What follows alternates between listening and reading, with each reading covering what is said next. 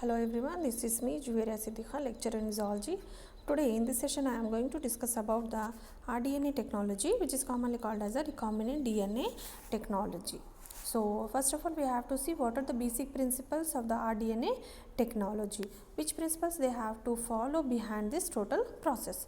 The first one is about the generation of DNA fragments and the selection of the desired piece of DNA.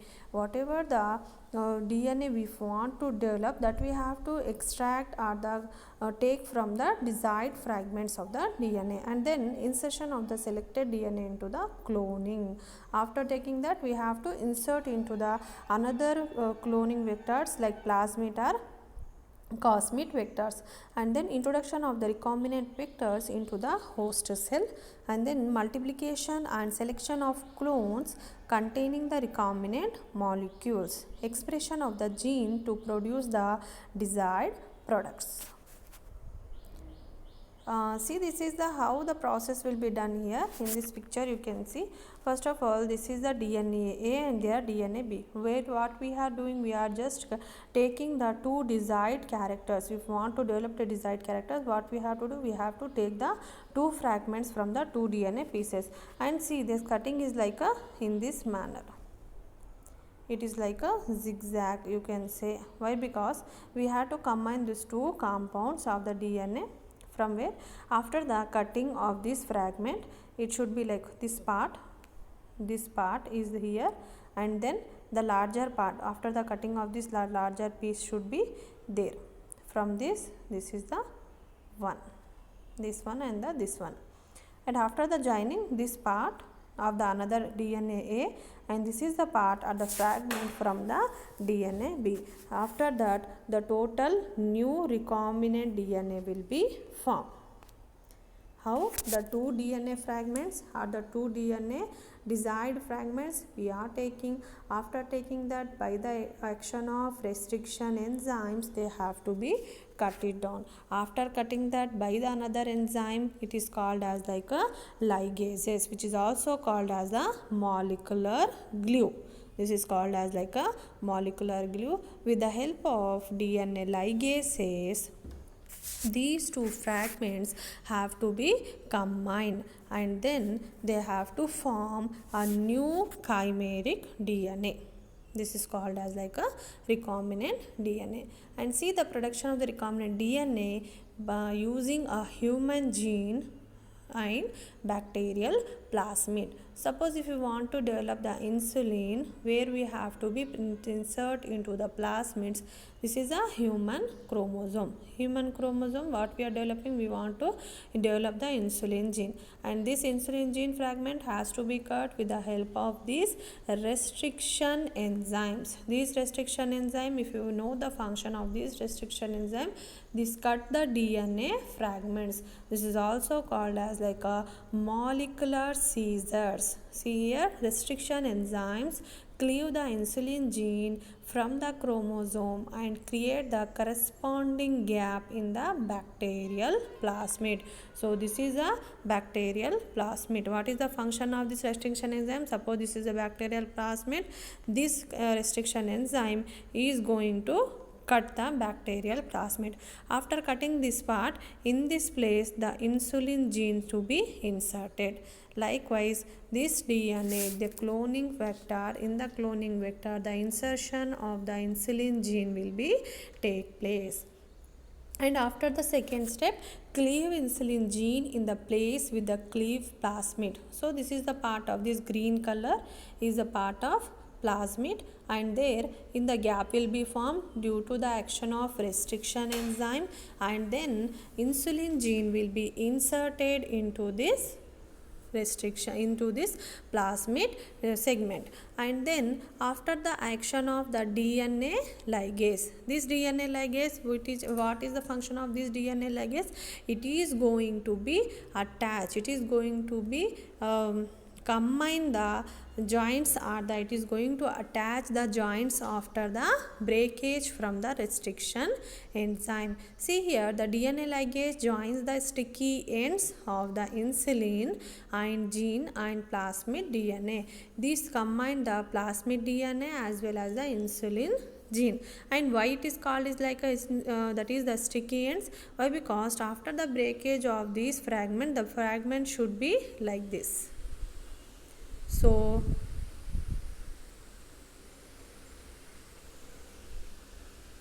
sorry, so this is the one segment should be like this. So it is not a total sharp cut, it should be like a one end to be overhanged, one corner should be like this, which has to be mixed up or the fix up with the DNA plasmid. So these ends are called as the sticky ends. If the total DNA fragment should be cut into like this, then it is called as like a blunted. If there is a no extra DNA overhang, then it is called as like a blunt ends. So now if the one side should be not properly cut, then it is called as like a sticky ends. After that, what happened? The insertion of the desired insulin gene into the plasmid. The transformed plasmid is inserted into a bacterial cell. After that, as we know, the bacterial cells is going to be multiply. The mitosis create many bacterial clones contain the insulin gene. As a result, we can get so many copies of the insulin gene. Why? Because the bacterial cells have the capacity to clone the cells or to multiply the cells. So finally, the insulin genes inserted into the plasmids export insulin, which can be developed into so many copies. So this is the total steps here. First of all, that taking other desired genes, that is the insulin gene, what we are doing by the action of restriction enzyme, it has to be cut, and again the cut will be take place in the bacterial plasmid. The insertion of the gene will be take place. After the insertion, by the action of ligase enzyme, it has to be combined, it has to be joined. After that, it enters into the bacterial cell where this plasmid or the circular DNA is going to be multiplied into so many copies. As a result, insulin so many copies will be formed. And see here, what are the restriction endonucleases? Enzymes are the manipulation of DNA. These are the enzymes. These restriction endonucleases are the enzymes, are bacterial enzymes that can cut, split DNA at a specific site. See here, that could be cut at the specific sites.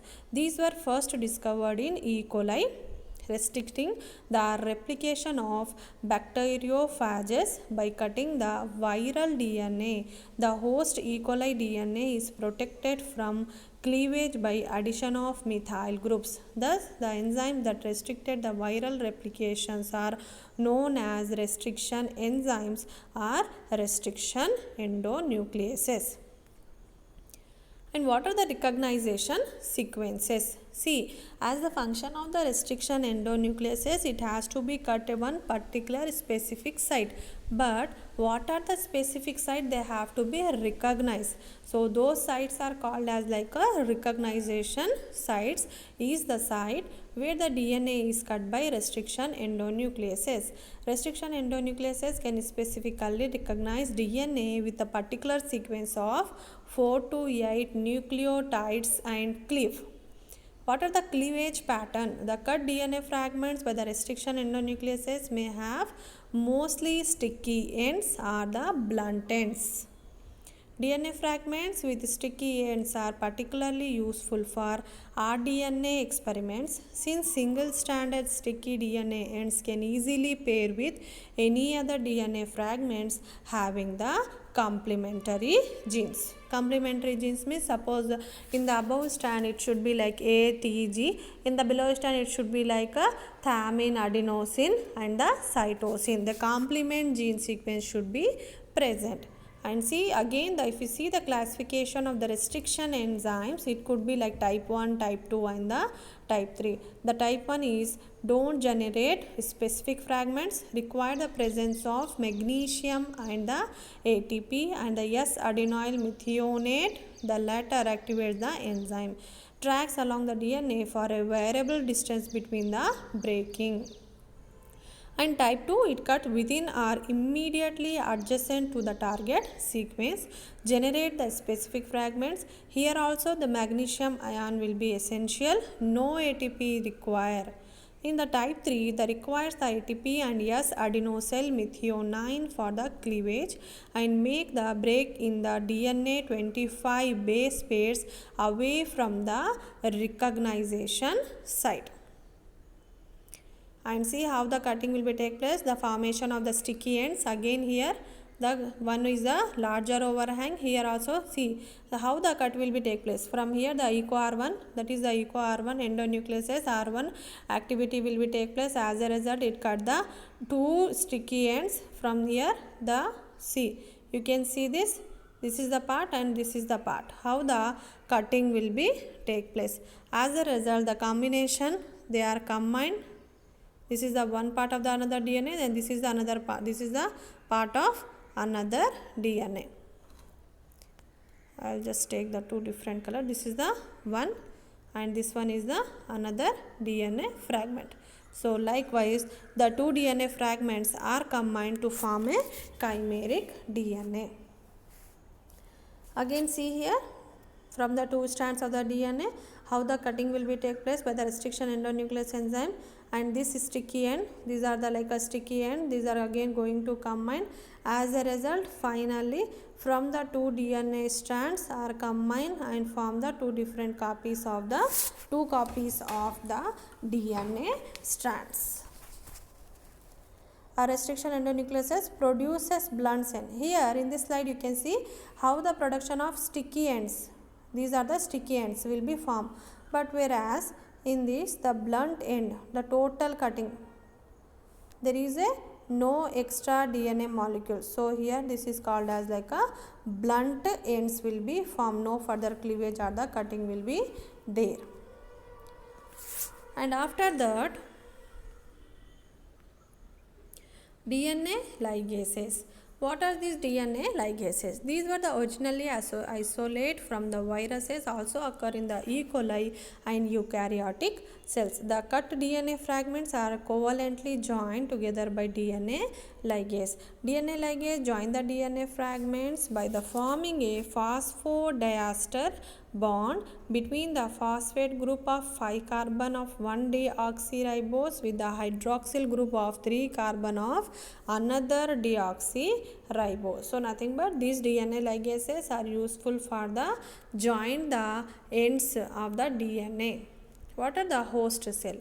The hosts are the living systems or the cells in which the carrier of rDNA molecules or vector can be propagated. Propagation means the multiplication in the number. So suppose it is like a bacterial cell. Host cell, what we are taking? We are taking the host cell as a bacterial cell where the bacterial circular DNA is taken as a plasmid, and in this plasmid the desired genes like any desired character genes could be inserted. After that the host cell can be prokaryotic or the eukaryotic.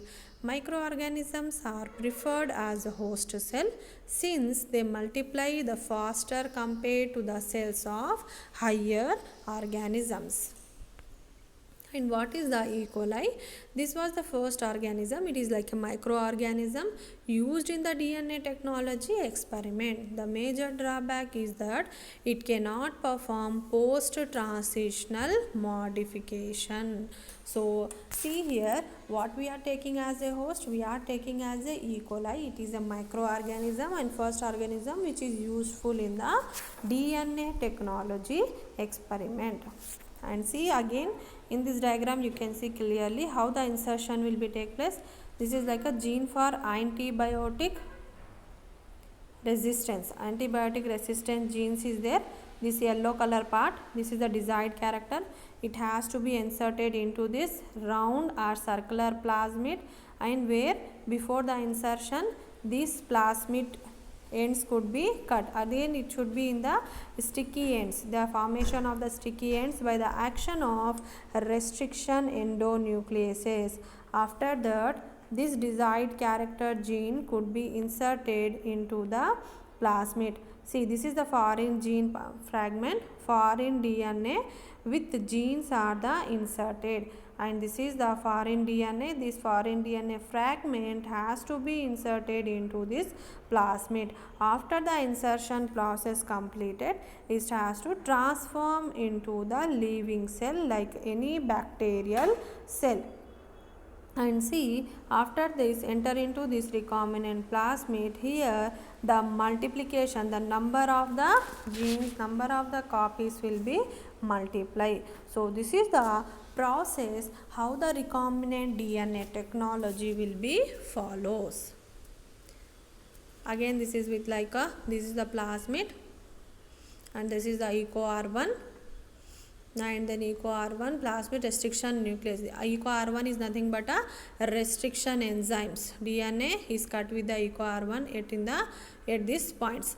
After cutting, sticky ends will be formed. These sticky ends will combine with these sticky ends of the plasmid. As a result, these new chimeric DNA will be formed. These new chimeric DNA will be formed, and this has to be inserted into the another individual. So insertion of the DNA sample into a plasmid. What are the eukaryotic hosts? These are the preferred to be produced human proteins since these have the complex structures suitable to synthesis complex protein. Mammalian cells possesses the machinery to modify the proteins to the active form. These are nothing but like a post-translational modification, and this type of changes which could be take place into the mammalian cell after the insertion, this is called as like a post-translational modification. And tissue plasminogen activator, example you can take the tissue plasminogen activator. Prokaryotic host, we are taking like a bacterial cell, that is the E. coli bacteria, and for the eukaryotic host we are taking the example for the human like a mammalian cells. And what are the vectors here? These are nothing but the carrier which carry the information from the desired characters to the host cell. So these are like a vehicles. These vectors are nothing but like a vehicles which carry the desired character information genes to a developed cells, are the where the propagation of these characters will be take place. These are the DNA molecules which can carry a foreign DNA fragments to be cloned. Clone means formation of Xerox copies. You can assume that it should be like a Xerox machine where all the total Xerox copies of the DNA fragments will be formed. These are the self-replicating in an appropriate host cell, and most important vectors are the plasmids, bacteriophages, plasmids, and artificial chromosome vectors. And then what are the plasmids? These are like a extra chromosomal, double stranded, circular, self-replicating DNA molecules. These are the extra chromosomal, double stranded, circular, self-replicating DNA molecules which are present in the extra copy, which are the circular, which is present in the bacterial cell. So bacterial DNA is also a separate DNA, and this one circular DNA is act as like a plasmid. Usually plasmids contribute the 0.5% to 5.0% of total DNA of the bacteria. A few bacteria contains the linear plasmids, example Streptomyces species and the Borrelia these species, and like a PBR 322 example you can take there, and puck vector, PUC vector are the puck vector. The plasmids carry gene resistance for ampicillin. These are like a antibodies like a ampicillin and the tetracycline that serve as a marker for the identification of clones carrying the plasmid.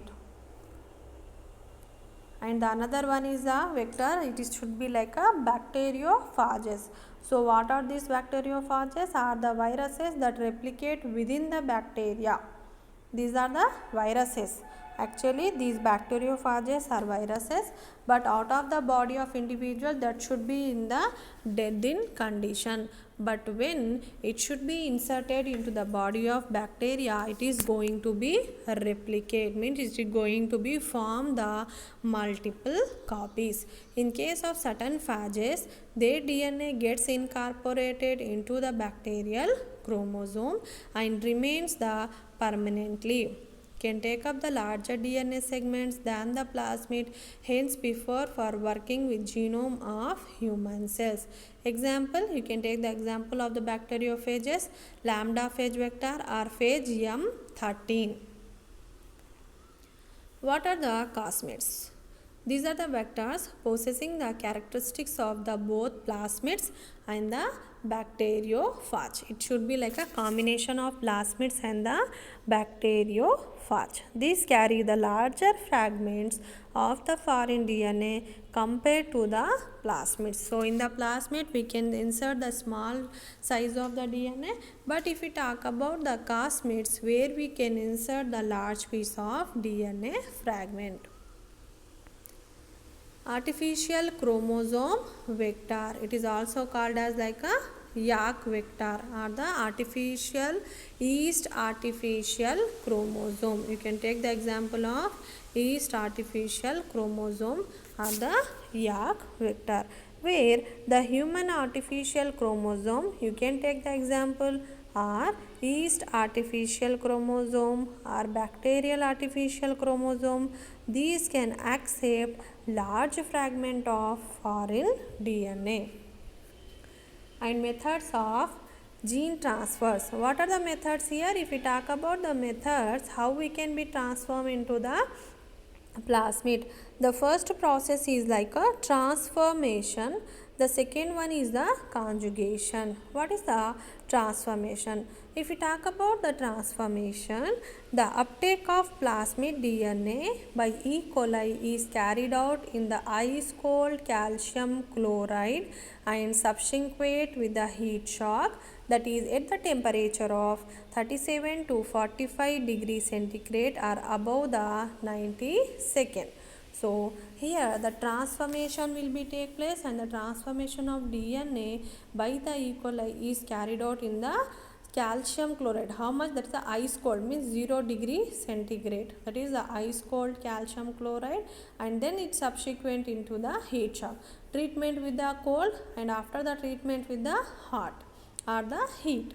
And then conjugation, it is a natural microbial recombination process where the plasmid insert DNA is transferred from one cell to the another cell. What is the electroporation?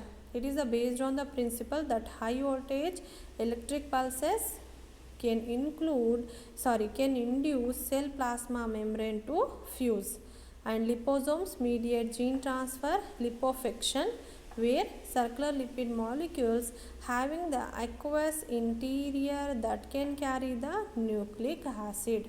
And then direct transfer of DNA. How can the direct transfer of DNA take place? The DNA is directly transferred into the nucleus by micro injections and particle bombardment. And lastly, we have the applications of rDNA technology, where we can apply this.